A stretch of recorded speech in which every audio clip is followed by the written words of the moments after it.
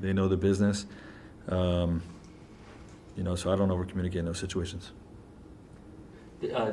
What's the status of Carmelo Anthony? He's going to be out tomorrow. I know that. I don't know about the game after that second night of back-to-back, but we're going to be cautious with it. Make sure it's not something that doesn't linger. So for now, we'll be listing him as out tomorrow. How's Kendrick doing as he's starting to doing some more on the court work, but still not really ramped up to where he's close to playing.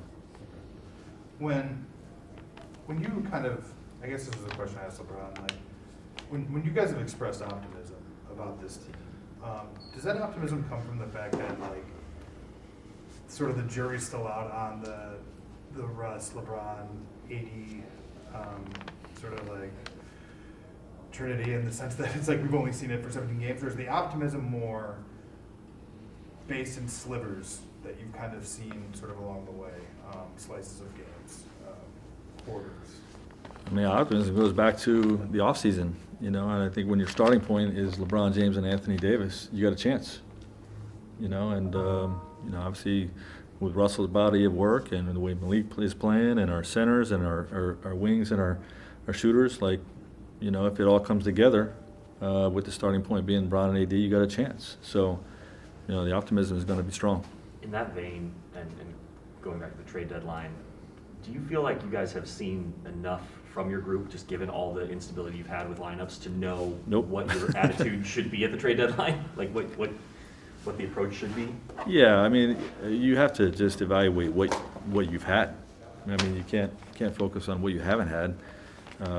You evaluate on the body of work that our guys have put forth so far, and understanding that we haven't been whole the whole year for most of the year, and so you just make whatever decisions based on that.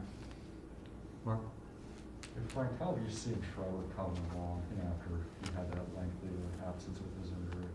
Yeah, well, I think his first run coming back, to me it was noticeable that he was still fighting through the strength in the ankle, and getting his mobility back to where it needs to be. And I think after that first run, being off for a few games before he's come back with Melo's injury, seems to have benefited him. And I do feel like he's moving better in these last two games than he was prior to him missing a few games. So hopefully that's a positive sign, and these things take time, and hopefully the mobility continues to improve as the season goes along. Is Dwight doing okay? Dwight missed practice today, also with the same sore back. So not sure about him tomorrow yet? Correct. Okay. Yeah. Go ahead. I was just gonna say, did the situation with Russ at the end of the game the other night require some communication post game, or did the conversations you guys had about that several weeks ago sort of lay the groundwork? No, you still communicate afterwards, and there was that today, but that's just I've always taken pride, with my teams and making sure I'm communicating with guys with whatever happens within a game. Not obviously every player every game, but if a certain thing requires a reach out or just a follow up, then we'll have that. You said something after the game, kind of when you were talking about why you went with Talon, that it was like we knew LeBron was going to have the ball, so we wanted to find someone who could maybe give us a little more impact on defense and who could be a little more comfortable off the ball. Like, do you need Russ to give you guys more of those two things specifically? Like, does he need to be? He can do both, but in that game, the way the game was going, I felt like Talon was going to give us more, and that's the simplest way to put it. If you're struggling a little bit or you're hesitant offensively, you got to make sure you're impacting the game in other ways. Mainly on the defensive side of the ball, and I thought Talon had some good juice defensively in particular. So you got to make tough decisions. Is that? I mean, we probably asked this 100 different ways, but is that sort of the challenge with Russ? Because Russ has not really been asked to be an off the ball, impact the game on defensive player ever, really. Maybe since UCLA. Yeah, but he's done it throughout his career. He's played with great players. He knows how to play to win. So it's not something that's new to him. Go on. Frank, Since AD's return, I think he has 18 blocks over his last 6 games, which is his most blocks over a 6-game span. What have you seen defensively from him, and is it just purely playing more at the 5, or is there something more of a concerted effort to protect the paint? Well, hopefully it's not determined by the ball containment and just the opportunities to get blocks. The ball's coming to the rim as frequently as it comes. Sometimes there's more opportunities to get blocks. Hopefully it's just AD returning to form and being dominant. But I do think he's had a look about him the last X amount of games. I think since Braun went out, that resembles more closely 2020, AD than we've seen maybe since then. So that's a real positive sign for us. How much does, oh, go ahead. How can you use LeBron James going forward, knowing that you need to win games? You're in, 9th in the West, and you're trying to move up? How do you use him the right way so that you can keep him healthy?